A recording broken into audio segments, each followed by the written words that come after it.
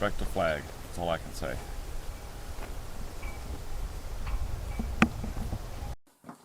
Alright, no remote control, people. Sorry. So this camera here, it's a better camera though. Okay. Parts of a wooden beehive. Yes, it's bones crawling in it, calicles. Okay. This is your cover, top cover. Metal on top. Keeps the rain, the snow, everything out. Okay? It just fits right over. They're all interchangeable. This is as long as it's a 10. This is a 10. They make an 8. This is a 10 frame. They make an 8 frame. They make a 5, which is a nook box. This whole thing is called a hive box. It's not a beehive because there's no bees in it. So it's just a hive box. They make these in cedar, pine, ponderosa pine. This lid here happens to be cedar. Anyway, this is the top cover. Okay, it keeps all the weather out. Then you have your inner cover. Okay, this is for ventilation. Okay, sets on top of your honey super, or just your standard too if you don't have a super on there. Like sometimes when you start the bees out, you don't want to have the super on there right away because you want them to draw the comb out and fill the bottom first before they migrate through the excluder up into the top, into the honey super, just to make you honey, and that's what you'll harvest. You'll harvest it from here, not the bottom box. Okay, the inner cover gives you a little bit of a buffer zone from the heat and the cold. Moisture can also escape because moisture will form on the inside of that, drip down. This prevents it from dripping down on your bees because a wet bee is not a happy bee. They also make these covers with notches in them. So when this is on there and you have the top cover on it, the bees can still climb underneath the lip of this. Because if you notice, there's movement there. See? So it doesn't fit. Oops, once you drop down, see it goes back and forth. So there's movement in there deliberately to allow for ventilation. And if you have a notched inner board, that means the bees can go ahead and come in and out of the top also, so they don't have to go in through the bottom, climb all the way up to the honey super. This is the inner board.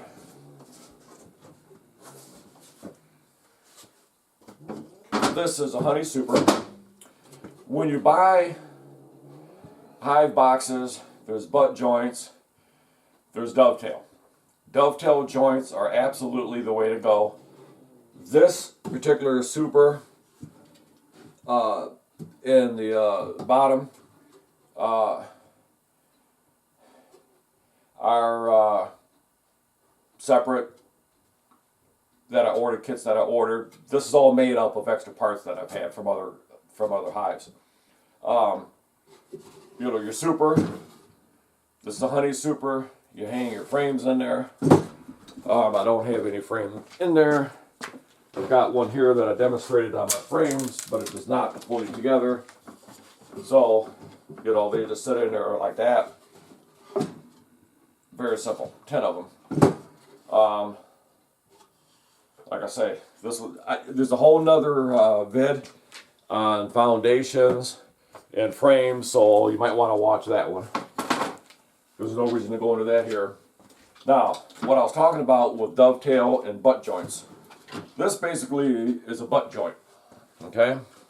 If you look at, you see how these are square? See how they're square? They're not dovetailed.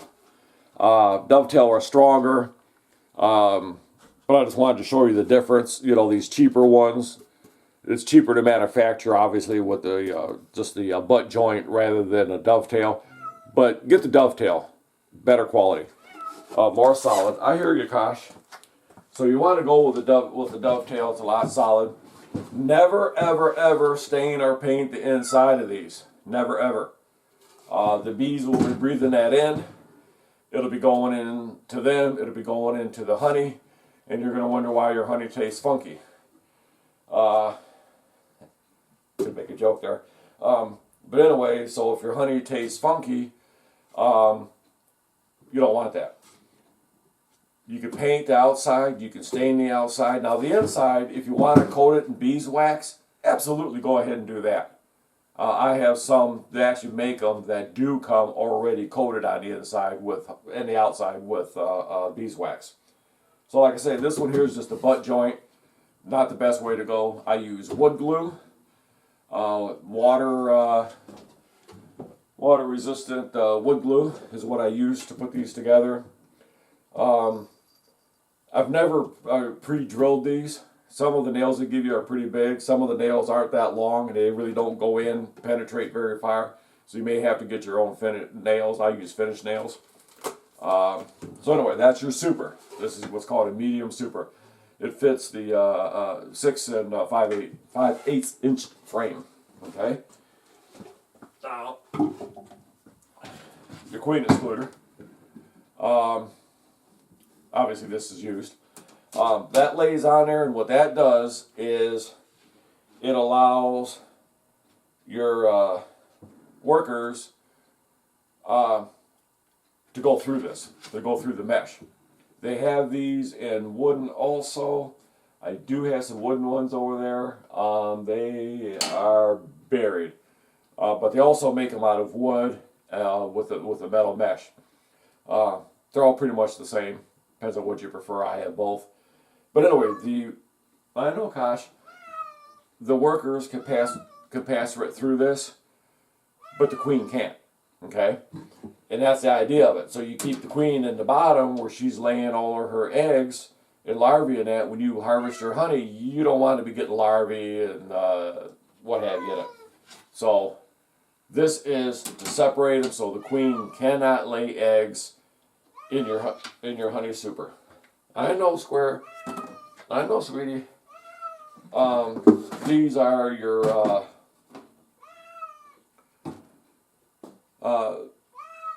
larger frames. Well, see, frames and foundations. That's a foundation. The wooden part's the frame. These are 9 1/8.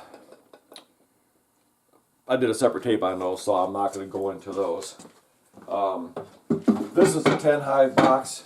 It starts getting pretty heavy when you start putting all the parts in there.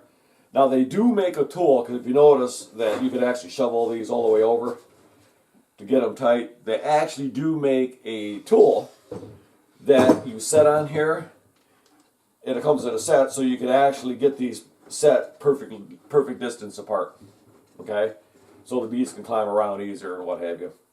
So this is the brood box. Okay, now if you know, this is a thicker box. And what will happen is your bees will draw this out. That's why you don't put the honey super on there until later in the season, because you want them to fill the bottom of this with comb. So they'll draw this out, fill it with comb. That's where she's going to lay all her eggs, is in this bottom box. All right. It gets quite heavy. I mean, imagine this full of comb, which is the beeswax. Have this full of comb. You have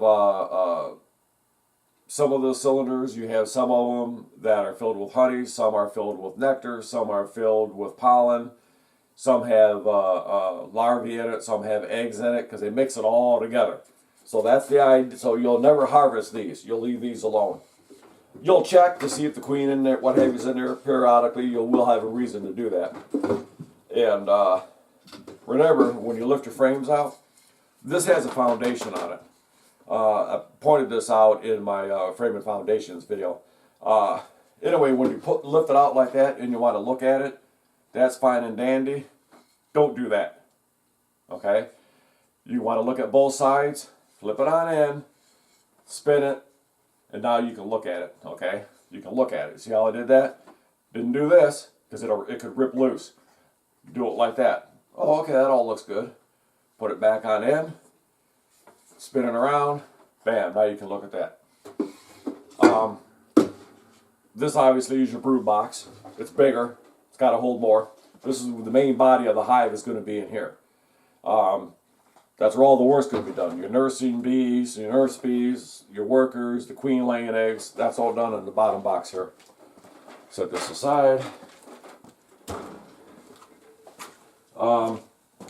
Okay. This is what they call a entrance reducer. Okay. You set it this way here. This is the only opening. When you first install a package of bees, and in the wintertime, you don't want a lot of them coming and going, you put it in there just like that. Then the box sits on here so they can't get in and out. That's the only opening they have. During the summertime, springtime, fall, whatever, when there's a lot of bees coming and going, you just flip it like that. Well, technically like that. And you see the opening's a lot larger. You can even take these completely out if you want. That can be done also. You got a really robust beehive in there. You can leave this out because there's so many bees coming and going. So that's what that is. That's an entrance reducer. Fresh install package. You don't have it on the small opening. Restrict them. Large opening. And then red out if you want. This right here will keep mice. Because in the wintertime, you will have field mice get up in the hive. They'll make a nest there and they'll be feeding all winter. This just happens to be this style. They make a wooden one. A metal one. That's all metal. I don't have one that's not installed, so can't show it to you. It's a flat piece of metal. Instead of having a mesh opening like this here, like these slats, it has the holes in them. They both serve the same purpose. The other one you have to screw to the hive. This one you don't. You can just set it on the bottom board. This is your bottom board. Alright? This is where everything drops down. If the bees drop, will fall on this board here. This is a solid board. Alright, as you can see. They make it in a screen board, which is right here. Okay? This is a screen board. Right now, the cover's in it, so you can slide this right out. You know, you can see all the droppings on there. There might even be some dead mites on here. I haven't really looked at it that close. This is so you can catch them, so you can kind of see what your infestation is. Gives you the ability to do that. You can slide that right out. That faces the back of the hive, because you generally want to approach the beehive from the back of it, because you'll have guards in the front, and if they consider you a threat, they'll call out, well, let's sting this guy. Or girl. Everybody's a guy.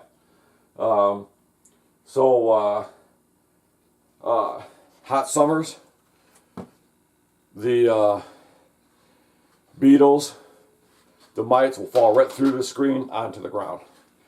And it provides really good ventilation. Not so much here in Michigan, but in the South where it's really hot. More people would use screen boards down there to keep the temperature. Because the bees keep the hive, to work the wax. I can't remember off the top of my head. It has to be somewhere in the 90s, if I'm not mistaken. Somebody can correct me if they want, or I'll figure out what it was that I could put it in the description. But anyway, the hive inside the hive is kept very warm, simply because that's the only way they can work with the wax. So when they're building the comb, if it's too cold, they can't build the comb. They build it on their underside. The workers do. They build it, mix it with an enzyme, get it all soft and pliable. The producers takes a newborn 5 days, 6 days, a week before they can produce beeswax. It takes their body a while to develop that ability. So anyway, that's basically your design of it. That's your pieces. Everything just stacks together, as you can see.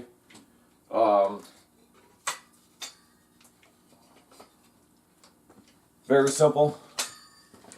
Now what the bees will do is, because you can see these don't fit exactly, you know, you're going to have air gaps when you stack it and the sides and that. But what the bees will do is they'll seal that, okay? They don't want anybody sneaking in. They don't want drafts, ventilation. They don't want any of that. Now if you notice, see how you set this down here like that? How it just fits in there? Just like that. There you go. So nothing to install. And then this just fits on top of it also. Pretty simple. Nothing complicated. Just remember, dovetail joints are a lot stronger than butt joints like this. And really that's it for the parts of a wooden beehive. They also make a what they call a hive stand that goes on the very, very bottom. I don't have one that's clean. All of mine have I put a can't remember what it's called. I'll remember once I stop the video. Anyway, to keep ants from getting into your hives, you take the base of whatever it's on, and you use a grease on it. It's really not a, well, you can use grease. It's a God, I wish I could bring it. I should have it in here so I could just show it to you. Anyway, it's a real sticky, pasty type substance, and you use them on trees, newly planted trees. You put it up the trunk, and then you wrap them to protect the trunk. Anyway, you can use that stuff, whatever it takes to protect the nest from bees. Now, if ants, if ants do get in, if it's a strong hive, there's really no worries. They'll take care of a few straggly ants, believe me. They'll take care of it. They'll fend them off. But if it's a newly installed package, where you only have 3 pounds of bees, they haven't developed anything yet. So you have to remember that. They're starting from scratch. Now, if you have a couple of old frames that have comb in them, then it's which I do. So it's a really good idea. Hey, Bones, going up, and if you put one in, like if you dump in a package of bees, but if you already have 1 or 2 frames that are already drawn out with comb, go ahead and stick them in your new package, okay? Because that gives the bees a head start. When you get a package of bees, the queen isn't laying yet. She's mated, but not laying. So it takes them a little bit of time. But if they already have comb built up on a couple of frames, and they don't care where the frames came from, believe me, they will start using that comb, and they'll make any repairs. They'll clean whatever they have to clean, and they'll start taking that comb and drawing it out, which means filling the frame with the comb, and then the queen will start laying her eggs, and they'll immediately start collecting pollen, nectar, and what have you. So anyway, there you go. Simply explained, not much to wooden hives. Remember, no paint or stain on the inside. The outside you can do whatever you want with. So if you like it, thumbs up. I just appreciate you watching them. And hopefully I wasn't cutting my head off too much. I can't really see. Should have had it up a little bit. But anyway, I just appreciate you watching my videos. And then I still will be doing one on feeders. There's quite a variety of feeders. I'll have to dig them all, one of each out that I have. And I'll do a separate video on that too. So anyway, I appreciate you watching. I hope you enjoyed it. Okay, what I was talking about with dovetail joints. This is an 8-frame box. You can see how they're angled. Okay, see how they're angled like that? They're not square, so they don't butt fit together. They slide into each other. You can see how small that is compared to that. That's a dovetail joint. Well, this is kind of a little bit of each. No, they're yeah, okay, they do have them all sliced. This is wax coated. Came that way. This is an 8-frame. All that means is instead of 10 frames across here, it only holds 8. This, like I said, this one here is all waxed. Can't remember if this one came waxed. I think this one came waxed. I do wax some of mine sometimes. But anyway, that's what I was talking about with your dovetail. Much stronger joint. And you can see I just used some screws and I used some finishing nails. The other thing that I was talking about with the Hive Stand is just a piece of wood that goes on the bottom of it. It fits on the bottom of it, but it also has a lip, a landing pad on it, also a wooden landing pad. So those are nice. Tanglefoot is the grease stuff you put on. It's called Tanglefoot.